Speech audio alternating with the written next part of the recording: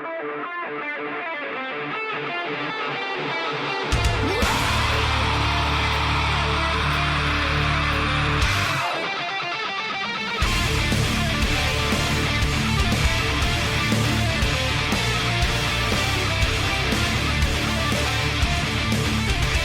right, you ready to go? Absolutely. All right, here we go. Today is Sunday, April 12th, 2015, and this is episode 113 of the Defensive Security Podcast. My name is Jerry Bell, and joining me tonight, as always, is Mr. Andrew Callett. Jerry, how are you, sir? Doing well, thank you. How are you? I'm a changed man. Uh-oh. Oh, because of your experience. It's true. It was, I'll never be the same. Well, just give a 30-second. I feel like I'm hijacking your show for something completely unrelated, but... Not everybody gets to do what you got to do, so go ahead. That's true. I was very fortunate this past Thursday, Friday. Kind of took a couple vacation days, went down to Beaufort, South Carolina. For they have an air show there at the Marine Corps Air Station. And a friend of mine, Charles Atkinson, is a journalist and writes for Examiner.com and CNN and whatnot. And I have done some freelance photography gigs with him while he's doing various cool things like riding the backseat of the Blue Angels F-18 and the backseat of Thunderbird's F-16, that sort of thing. I take pictures and video for him. Anyway, he was down there and got invited to ride along on the Blue Angel C-130 Fat Albert. However, he's done it before, and when we got there, the DoD said, nope, you can't go, you've already had enough rides. So through his kind graces, he said, well, what about my camera dude? Can he go instead? And they said, sure. So I got chosen to go for a ride on the C-130 Fat Albert during their air show demonstration, which is a very aggressive, high dynamic, max performance demonstration flight. So a bunch of positive 2G turns, some negative Gs, crazy, crazy stuff. But the kicker was, instead of riding in the back with everybody else, I got a chance to ride in the cockpit. So got to have a headset on, hear all of the cockpit chatter, all of the ATC chatter, and see out the front as we did this 10-minute to 15-minute demo flight, which was absolutely kick-ass. And got a chance to film it.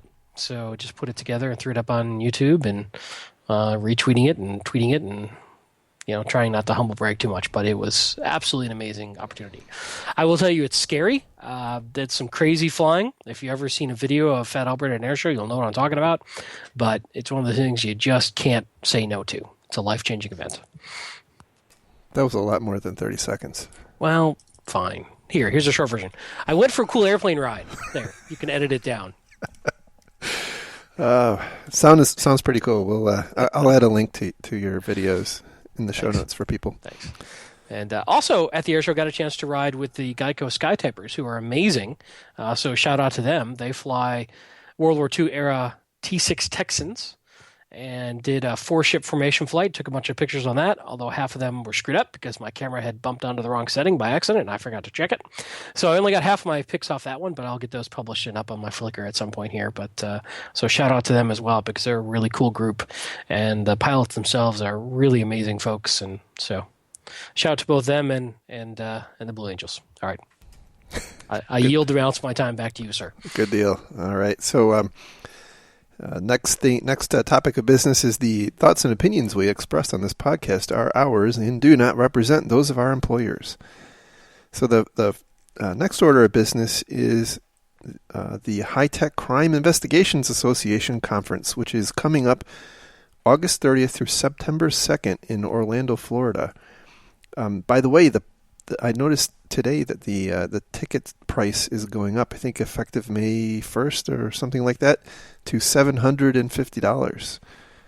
So get your tickets while they're cheaper, and use the discount code Defensive Security, and you'll save a kind of a pot of money. Also, we have a ticket to give away, and we are having a contest through the month of April. Tweet to us at DefensiveSec that you're interested in being entered for the ticket drawing, and we will let people know sometime in May who gets the ticket. So Anyway, it looks like a really very cool conference. I'm intending to be there. I think Mr. Callett's going to try to get there. And be there or be square. Indeed. And I think it's also just any mention of defensive security on Twitter gets you a once per day entry. That's right. If I remember our arbitrary rules that we came up with on the fly and could change at any notice rules. That's true. That's true. Although it is a little, I'm finding that some people are wanting to tweet to us, but not wanting to be entered. So, well, that's fair. You always have the right to say no. Also, 10% off if you use our code for the tickets, which is defensive security. There you go. So if you want to win the ticket, make sure you can get there, please. It doesn't include airfare or accommodations, but we'd love for someone to make use of it. Yeah, absolutely. And like I said, at least I'll be there. Mr. Callett might be there, and we'll be doing some amount of recording while we're there, or while I'm there. So having said that, we actually have another thing to play. Our friend Martin Fisher asked us to play something, so I'm going to hit play on that right now.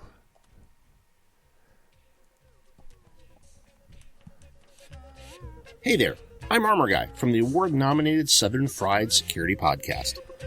And I'm Totenkopf. And we're here to remind you that the last day for you to submit your CFP for the Proving Ground Strike at B-Sides Las Vegas, April 15th. Wait, what? What happened to Maui? Well, it's a little bit of this and a little bit of that, and it's Maui. Yeah, I didn't like the puns either. Anyways, let's talk B-Sides. We are still looking for more talks from speakers who have either never spoken before or have never spoken at a national conference. Are you thinking you want to submit, but you're worried about the cost of getting to Las Vegas? Tell you what, B-Sides is offering up to $500 in scholarships for those who need it. Details on how to apply for the scholarships are out there on the B-Sides website. I was there last year. I know how much the speakers got from creating positive relationships with some of the best presenters in the InfoSec community.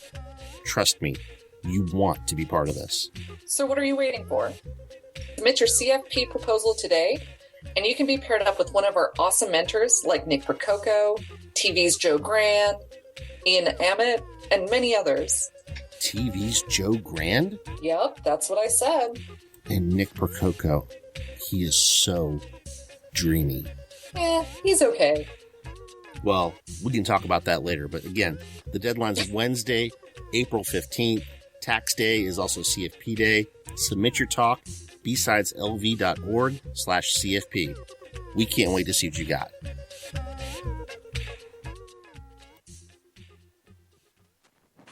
So, yeah, there you go. That's coming up Wednesday.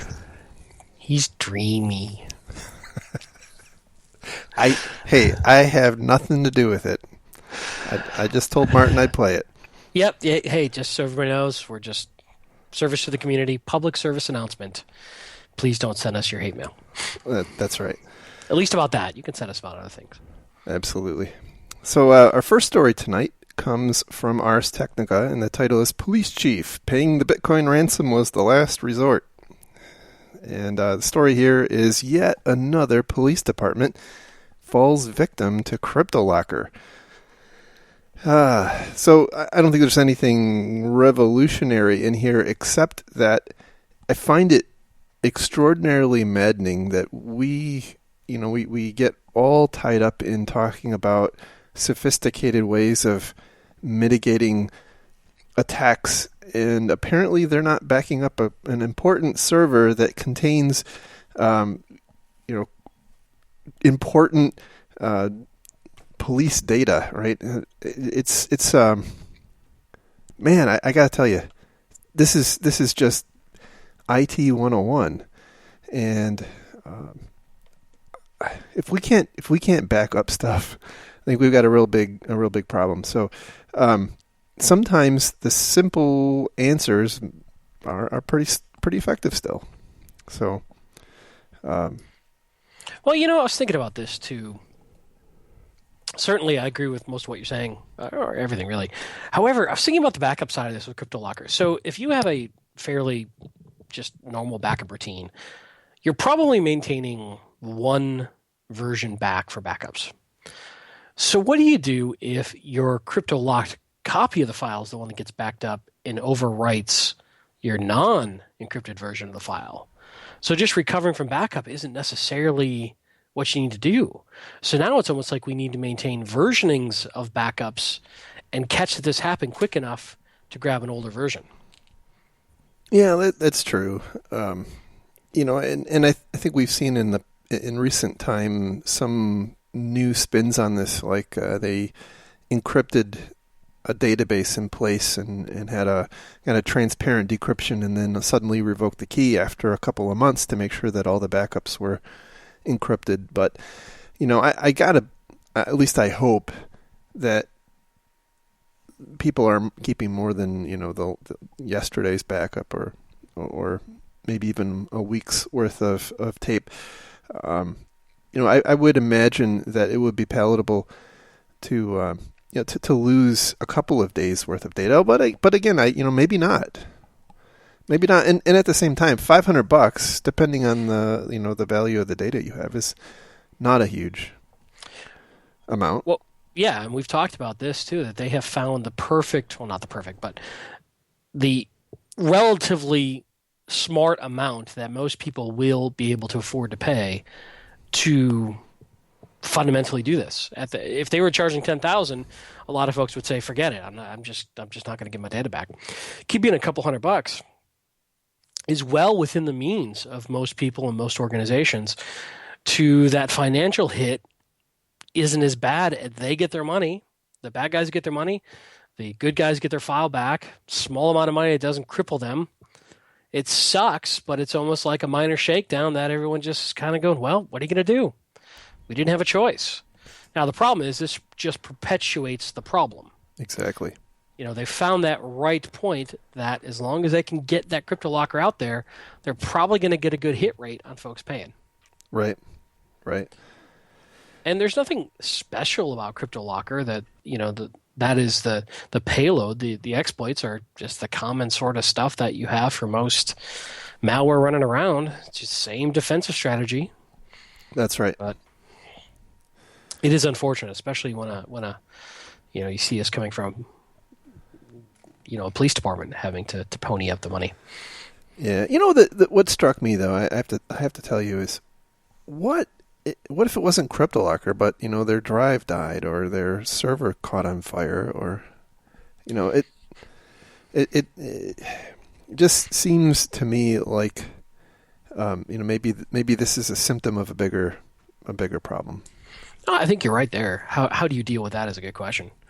Or I should say, pointing that weakness out comes back to the, IT 101 failure you were talking about earlier.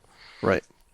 Is there other valuable data on there that's at risk because you don't have any sort of backup routine? And there's really no excuse today. You look at any of the online backup systems, you look at Dropbox, you look at OneDrive, you look at iCloud, you look at, Carbonite, Mozy, you name it. There's dozens and dozens of ways to back up offsite securely, cheaply. Exactly. So, and I think a lot of those even have versioning, as you were describing. Yeah, it's just one more thing we need to think about, right? Because, for instance, the way, like Mozy and Carbonite works is it looks for changes in the file and uploads the deltas and overwrites the old file. Well, if you don't have versioning on, and it's on pretty much all the time with certain idleness levels, if you don't have any sort of versioning turned on, as soon as that CryptoLocker hits that file and encrypts it, that's now the version that's going to go up and overwrite what you had up online, which is a problem. Right. So, got to figure that out. Yeah, but that's not a new problem. I remember dealing with that back in the 90s. I agree. It's just worth pointing out for those folks who may be listening to this. No, 12 of them. I agree. I guess the point, I think, the reason I wanted to include this is that sometimes the simple things are effective. We often need to just take a step back and make sure we're doing some of the simple basics right.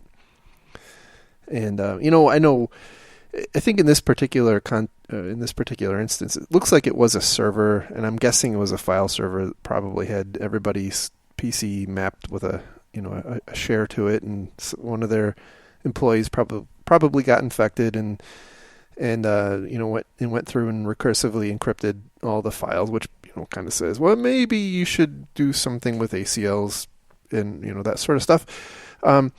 But we also see, at least I've also seen, a lot of, I guess, bad hygiene with files being stored only on workstations, and that's also a bad strategy too. So, kind of. Well, I think that's very common.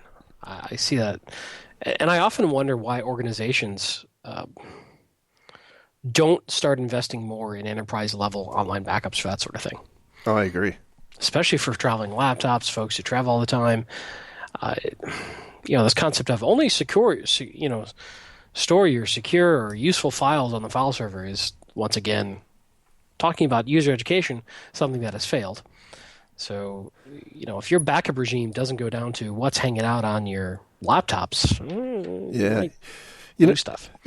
It's kind of an interesting thing because I think some organizations just are willing to accept the write-off if something like that were to happen. But I was talking to Bob recently, and he pointed out that if you don't have a backup like that available of your laptops, and somebody's computer gets stolen, or in some other way, the data on it becomes questionably, it's questionable about whether or not it was disclosed. If you don't have the laptop, you don't know what was on it. Yeah, that's a very good point. And so how do you know what to disclose? Right. Yeah, you don't know if you have a problem or not. I mean, certainly you should be using drive encryption, but that's not 100% solution because, as Bob has told me, lots of laptops are stolen when they're hibernated. Well, I think it depends on the settings you have too in the hibernation. True. And depending on the version of the software. But yeah, it's a very good point. At the same time, if they are hibernating and you come up, everybody has them set to at least have a login, prompt pop up to, at least for most Windows boxes, have AD creds put in to get back into the box. Yep. But yeah, it's a good point. It's one more vector to think about. And there are some novel attacks about, if it is hibernating and you do pop up, recovering the encryption key from memory. But that is fairly sophisticated, and I do believe some of the full disk encryption software vendors are now starting to change the code to deal with those sorts of novel attacks. But yeah, anyway. It creates interesting complications. Let's say you have lots of PHI on the laptop, right? And certainly if the laptop is off and it's whole disk encrypted with PGP or something else, you probably don't have a disclosure. I'm not a lawyer, that's not legal guidance, right? But if the laptop is hibernated, do you? That's a good question. That may be something that a regulator may have to decide. Yeah. I don't know the answer to that. I'm sure. I would imagine that question's come up before. I can't imagine that's a new question. So anyway, beat that one into the ground. Our next story comes from Computer World, and the title is Russian Hackers Accessed White House Email.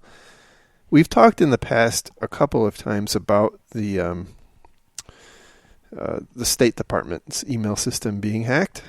And there's lots of uncertainty or lack of clarity about exactly what happened. We do know that their network was taken offline a number of times. Their email servers were shut down a number of times. Hillary Clinton herself didn't trust, apparently, the email server and used her own. So apparently, again, there's not a lot of detail, but it appears that the attackers, who CNN, by the way, are crediting as Russian government-sponsored hackers. Not sure exactly how CNN has come to that conclusion, because even the government is not backing that attribution. So that's kind of interesting. Be that as it may, apparently the attackers, whoever they might be, used their access to the State Department's systems to then get into a White House unclassified network, which, horrors of horror, has President Obama's schedule. Unpublished unpublished schedule. Sensitive schedule. You know what is really amazing is that even though apparently these hackers had access to President Obama's schedule, no ill has fallen to True. President Obama. But in all fairness, if you did intend the president harm, having access to his schedule, especially unannounced schedule, does make your job as an attacker a little easier, and the Secret Service's job as a defender a lot harder. So I can see the concern. But if it was that important, should it not be part of the classified? I don't know. I'm having a hard time with this, right? Right. And then it comes down to different levels of classification. Now, I don't know a lot about the classified computer network and how it is used, but my gut is there's probably a larger hassle factor to do sort of some of these things on the classified side. So therefore, it comes back to the age-old debate of security, which is usability versus security. And so in this case, going on the unclassified side, maintaining scheduling, that sort of thing, probably is easier for everybody to deal with. Again, I'm making a lot of suppositions here and assumptions, but I bet that's why they did it. Yeah. And so I brought this story in not because I wanted to just pile on to the government, but it's something that I've seen in the past, especially with companies who are a conglomeration or who have made acquisitions, and where you have kind of different operations, and this is an interesting kind of case in point. Well, obviously it's very, very visible, but I have seen similar kinds of things in the past where a newly acquired subsidiary or a joint venture or some other kind of entity where there's an implicit trust relationship between the two entities is leveraged by an attacker because one of the entities is compromised and used as an entry point to the other entity. And I think this is kind of a spin on the third party discussions we've been having, the Target, Fazio kind of thing, right? Where you really need to understand what kind of risks your, I guess I'll call them counterparties, can impart on your systems. Yeah, you make a great point. And knowing that they came in from the State Department, once again, you've got that trusted third party. It's clearly the angle they came in through. What sort of compartmentalization should have been there? And we don't know because we don't know anything about exactly how they went from the State Department over to the White House. But could they have done the same attack without the State Department? Don't know. Let's assume for a moment they couldn't. So therefore, you need to come back and say, okay, what was open between the White House and the State Department computers that allowed this hack to occur? Yeah, I mean, it's obviously we don't have details, but if I had to guess, if I were going to put money on it, I'd say they, knowing that they were these attackers were allegedly in the State Department email system, I'm going to guess that they were probably sending malicious emails from the State Department to the White House. Again, totally speculation, but I think it's probably reasonable. Yeah, I'd go with it. So, anyway, just food for thought, right? Okay, our next story is, this is an interesting one. It comes from Dark Reading, and the title is "So You Don't Believe in Security Education." Ah, boy. So, it's a long story. But I'll sum it up like this, right? It's written by the CEO of security education company, so you got to keep that in mind. And his point is that we have lots of people like Dave Aitel and Bruce Schneier and Anup Ghosh publicly saying, security awareness education is kind of a non-starter. We should be focusing our efforts elsewhere. And so this author, Joe Ferreira's point is, no, that's not right. You would definitely not train your employees on new software, and so it's really unfathomable that we would ditch security awareness training because it's effective to some point. So the thing that struck me though is, I'm kind of in the middle on this, because I think that security awareness education certainly has an impact, right? But it has an impact in so much as it reduces the occurrences of some kinds of, security-related problems, but it does not eliminate them by any stretch, right? So, let's just take fishing for a second. If you deploy a fishing education course, you might go down from a, let's say, 40% failure rate to a 20% failure rate, right? So, you've not implemented this super effective control, but you have potentially, limited your exposure or reduced your exposure. So, what say you? Yeah, I don't think any of us saying that security training is completely useless and no budget should be spent on it. I think my position on it is that if you're only relying on security awareness training, you are doomed. And to nitpick the specific story directly, I do want to quote from it. So, fourth, fifth paragraph down, he asked the question, why the assumption that employees can't learn to be safer? Quoting the author, I find it interesting, outrageous, that security experts and industry players who vocally bash employee training have themselves benefited immensely from education and who no doubt seek well-educated, experienced individuals to assist them in both their professional and personal lives. It is education, after all, that enables a high school graduate to become a brain surgeon, blah, blah, blah. He goes on and on. There's a fundamental problem with this statement. Sure, we benefit from education, and sure, the security industry thought leaders that he quotes above have been very well educated in security. However, they care about security as a matter of their business and their careers and their lives and their hobbies. So the fundamental challenge that I have with his statement is all training and all education is not equal. The motivation of the student to care about that topic matter matters greatly in what is absorbed and what is taken. So, there's a quote that Dave Ramsey likes to use all the time, that those convinced against their will are of the same opinion still, and I think it applies here. If you take the average employee, let's say somebody in sales, they probably really don't care that much about IT security. So they're not really going to pay that much attention most of the time to IT security training, as opposed to somebody who wants to be in IT security or in an IT who's probably going to pay a great deal of attention because it's something they personally care about and have a personal interest in and a passion for. So all people's passion about a topic is not equal. Therefore, what they get out of training is not equal. And, he pulls out high school graduate becomes brain surgeon. Well, that's not necessarily true. All people go through high school, and all people have different strengths and weaknesses in different topics that they care about. They don't all end up at the same equal place of education and knowledge, regardless of testing and standardized testing. They may have a very core, low-level, basic level of knowledge that all share, but each individual has different ones that they pursue even further and choose different classes.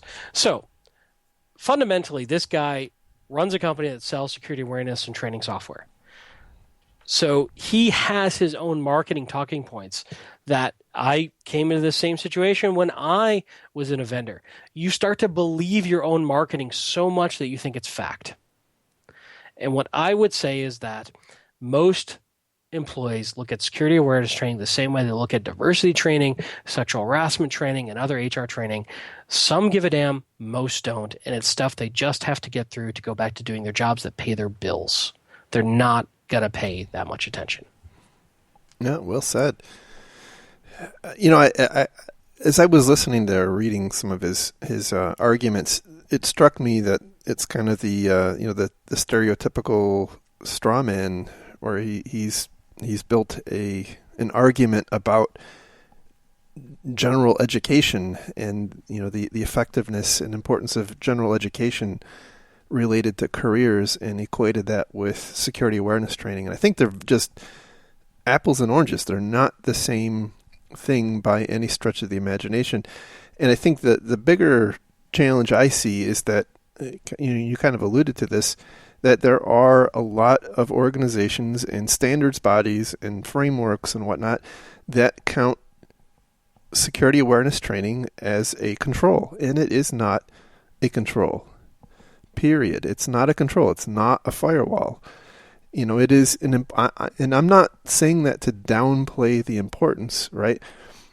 Because I think one thing we also have to be cognizant of is that not all security awareness training is the same. And so the security awareness training my company might do could really be very good, and then somebody else's company could be really crappy. And or I could have a different demographic of people than some other company. And to me, it seems like this is a great opportunity for us to figure out what is the optimal kind of education we should be delivering to our employees, and what's the value we get out of it. This is this is one of those perfect cases for, randomized control tests, and certainly probably more reasonable to do in a larger company. Yeah, right? I would agree, because every individual company and every individual department has its own motivations too. So he quotes a bunch. Yeah, and he quotes a bunch of studies from PwC, IBM, Aberdeen, and a few others. But again, we're very good at finding, our belief bias, right, and finding our things that support our position. But I don't know of too many good third-party, peer-validated studies that show, in general, this is the optimal level of security awareness training. And frankly, I think a lot of it is CYA by management saying, well, you were warned in training that you signed off and took a test on that you're not allowed to do this with our data, and you did it. So now we've got the paper trail to fire you or take any sort of punitive measure we want against you for violating company policy. I think that's a lot of what some of these trainings are too, is more, hey, we told you and you still did it. Yeah, and certainly I think even from that perspective, there are different kinds of training, right? Because training on what's acceptable in your security policy is different than training on how to recognize and avoid phishing emails. Right. But often those, I see them as blended together. Oh, yeah, absolutely. Absolutely. And so, I think that this is an area where if we're going to continue investing money in it, we ought to figure out what is, at least for our or specific organization, in the makeup of our employees, where they're located, the cultures they're from, and whatnot.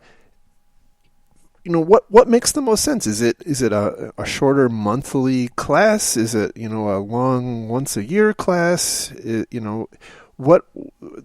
just seems to me to be a lot of opportunity for us to figure out how best to optimize this. And all of the discussion I see is it's like a food fight. On the one hand, you have the security training vendors, and on the other side, you've got the technology vendors, and they're just throwing fruit at each other. Well, I think you're hinting towards, there's got to be a way to measure this. Yeah, absolutely. And use it for what it's worth. But don't have unrealistic expectations. You're going to have some kind of technical control, because you cannot rely exclusively on awareness training. It just isn't going to work. Yeah, I think we absolutely are of the same opinion that you still need technical controls to backstop it at the very least. And here's the thing. Technical controls, for lack of a better term, are more consistent in their effectiveness than I think security training, which is highly dependent on the individual. Yeah, absolutely. And whether they had their coffee in the morning, or, I mean, there's so many subjective challenges with when you're dealing with human dynamics. So anyway, I actually wrote something about this. I'll put a link into it. But yeah, I apologize. I had not seen that because I was out running around an air show, but I'll have to read it. Yeah, no worries. All right, our last story tonight comes from Reuters, and the title is Destructive Hacking Attempts Target Critical Infrastructure in Americas, according to a survey. So this survey was done by the Organization of American States, and they found that critical infrastructure, as defined by the OAS, which, by the way, is not very well defined what's actually all in there, but it appears to be energy, telecommunications and finance, as far as I can tell, is what they're considering to be part of that critical infrastructure bucket. But basically, they say that there are an increasing level of attacks focused on destroying data rather than manipulating data, and also trying to alter their processes, right? So if you're an oil company, right, they're trying to mess with your production equipment. So, boy, there's a couple of problems I have with this. Number one is the survey, and they explicitly say this. The survey only asked people about attempted attacks. It didn't question whether or not they were successful, which is kind of a problem. What defines an attempt? Firewall drop?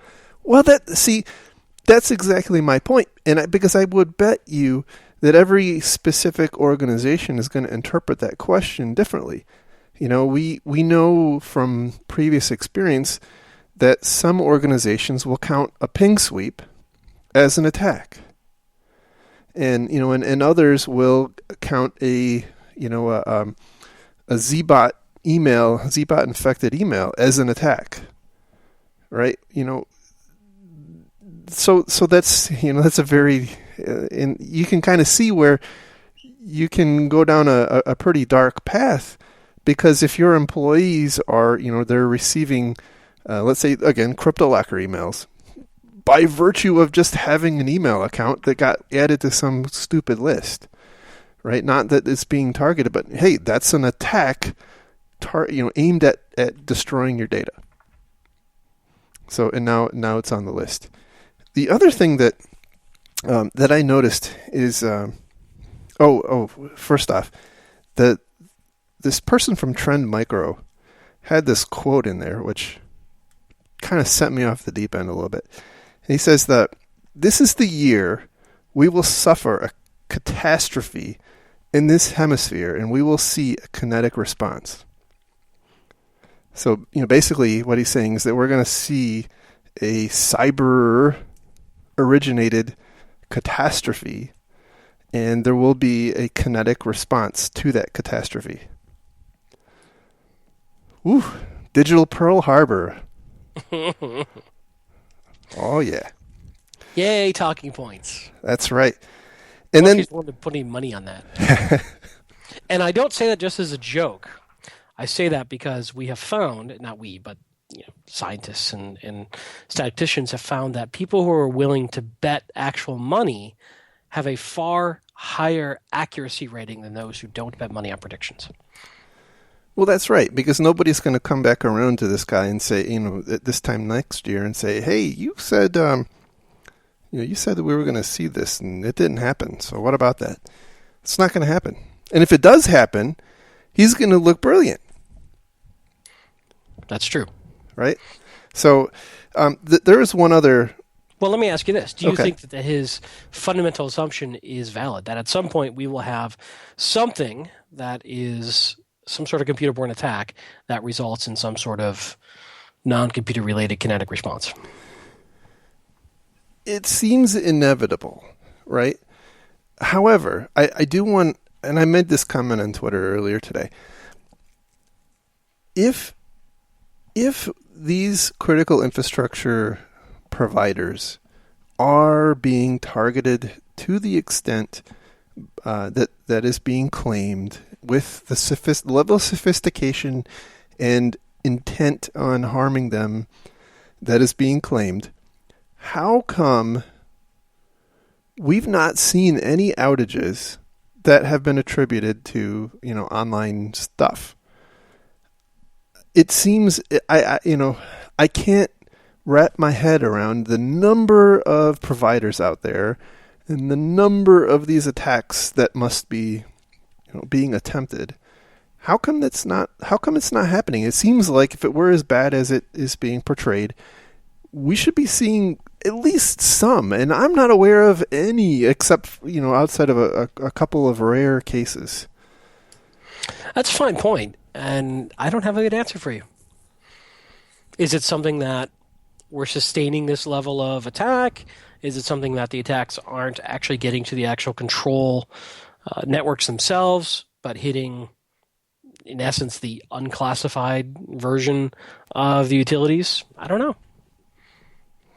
Yeah, one of the points they bring up at the end of this article is that some of these attacks, it could just be a case where these providers, it's actually happening, but because these providers are not required to disclose it, they aren't disclosing it, right? So if let's say they have a database that's deleted, and that causes them a problem, they're not obligated to report that to anyone.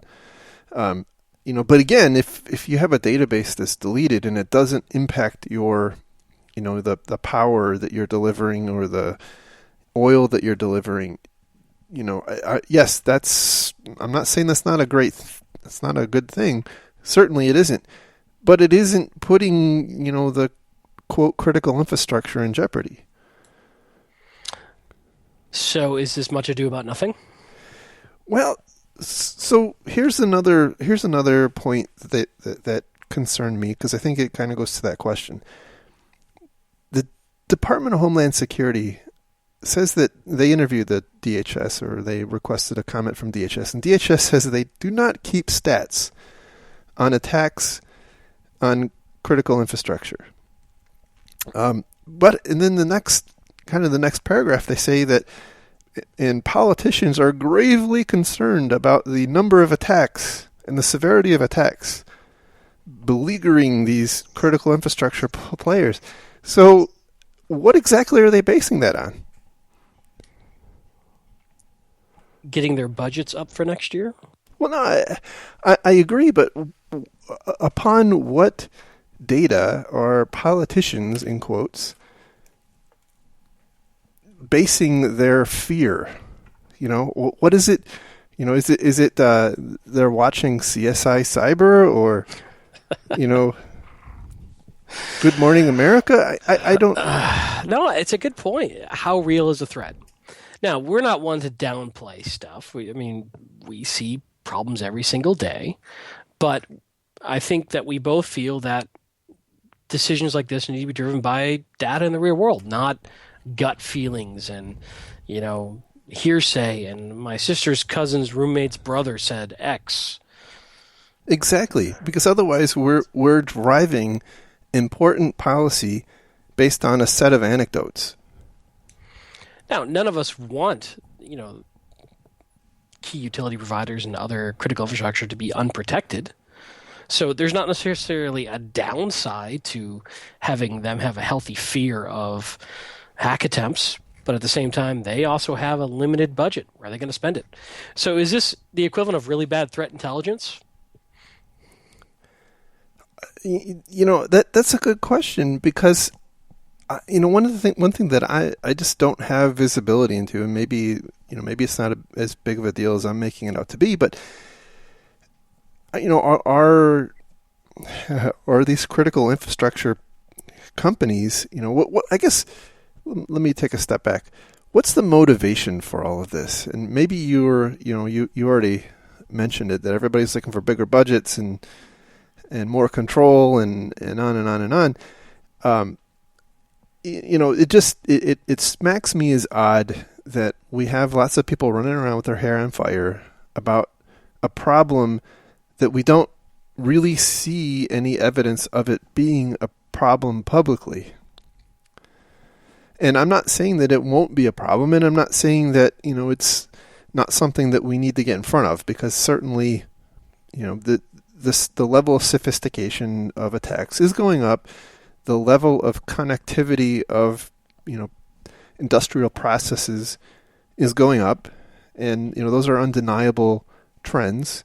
And at some point, I think they will converge and there will be problems. But I guess my point is that convergence doesn't seem to be bearing out at this point. Now, I'm sure in certain circumstances you can point out that, yeah, there have been some things, but again, I say, if it were as bad as portrayed, it seems like my power would be going out all the time. So anyway, that's what I say. No, it's an interesting point, and I think you're on kind of the right path. I don't have a better answer at the moment. I do think that we are not making data-driven decisions around this, though. That's my concern. Yeah. That's my concern. So anyway, that is the show for this week. And thank you for listening. Thank you, Mr. Callett, for joining me. As always, it's a pleasure, sir. And I hope you and the listeners all have a great week. Thank you, you too. And for those listening, if you want to find links to our stories, visit our website, www.defensivesecurity.org. You can find us on Twitter at DefensiveSec. You can follow Mr. Callett on Twitter at Lurg and me on Twitter at MaliciousLink. And with that, we will talk again next week. Take care.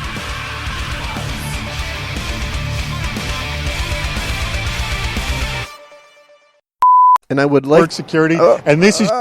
crap. Sorry, ad.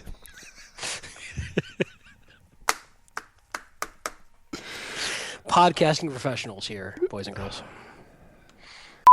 Well, that one, I wrote an article about that one.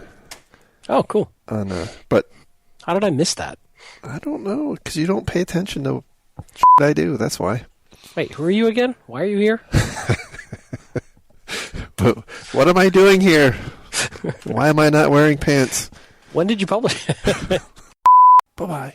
Bye-bye now. Bye-bye. Bye-bye. Bye-bye. Bye-bye. Bye-bye. Bye-bye. Bye-bye. Bye-bye.